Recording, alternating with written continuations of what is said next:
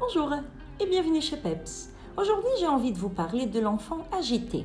Ce sujet m'est venu après un mail d'une collègue psychologue brésilienne me questionnant sur le lien entre le trouble de déficit d'attention et hyperactivité et le fait qu'un bébé n'est pas fait de quatre pattes. Je ne suis pas spécialiste du TDAH, je vous le précise, et je ne prétends pas rentrer dans des questions parfois polémiques autour de ces diagnostics. Mais je me suis spécialisée dans l'observation du bébé et de l'enfant et je peux dire que certains éléments nous permettent de penser, mais surtout pas d'épuiser, la question de l'agitation de l'enfant.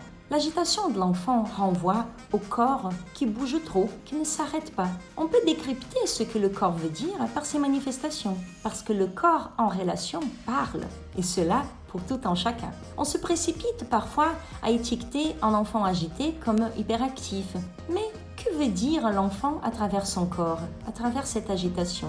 Qu'est-ce qu'il est en train de manifester qui ne peut pas s'exprimer par des mots? Il est alors important de poser un regard sur comment l'enfant s'agite et ce qui lui fait s'agiter. Vous verrez en observant que les liens entre corps et émotion est alors très présent.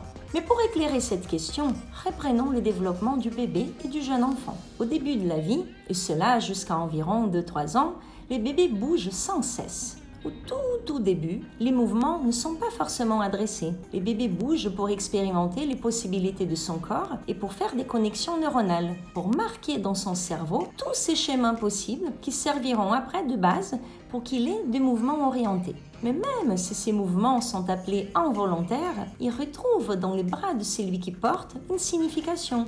Tu bouges car tu as faim, mon petit. Tu as froid. Ou ah, t'es fatigué, mon chéri. T'es content, papa est arrivé. Ou tu aimes les câlins et les bisous tout doux ou très serrés. Autant de significations que les parents vont donner tout en portant les bébés et en lui donnant, du point de vue physique, les soins nécessaires. Et ce qui se tisse, ce qui se construit dans le psychisme du bébé est ce lien entre une sensation, une émotion, bonne ou mauvaise, l'apaisement de cette sensation et les mots qui leur donnent du sens. Cette construction va continuer tout au long des 2-3 premières années de vie du bébé. Si au tout début, les bébés expérimentent des sensations comme bouger, rouler, toucher, porter à la bouche, secouer, taper, entendre les bruits, regarder, se raidir, se détendre. Progressivement, le bébé va pouvoir construire avec ses mains, taper un objet contre l'autre, mettre dedans, empiler. Mais il a encore besoin de bouger pour comprendre comment se mettre assis, comment tirer sur ses bras, puis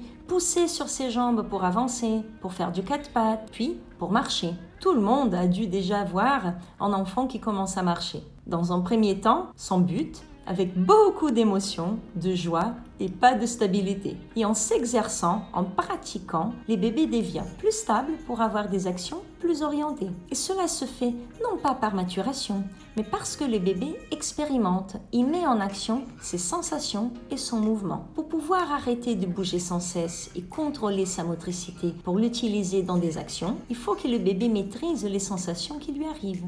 Cette maîtrise se fait par l'expérimentation. Je souligne ici les particularités sensorielles que certains enfants peuvent avoir et qui peuvent rendre difficile l'expérimentation. Cette maîtrise dont je parlais, l'enfant ne la fait pas seul.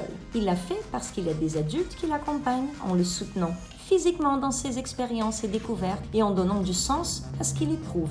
Plusieurs auteurs ont parlé de cette question. La parexcitation chez Freud, les holding et handling chez Winnicott. Cette articulation qui paraît simple lorsqu'on regarde un enfant qui va bien, mais qui est en vérité très complexe, vise ce qu'on appelle la construction des limites corporelles et une représentation psychique du corps. On dit que l'enfant agité a besoin de limites, mais de quelles limites parle-t-on?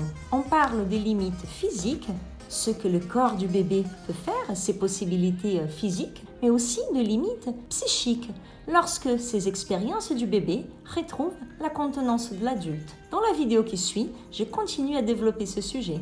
À bientôt!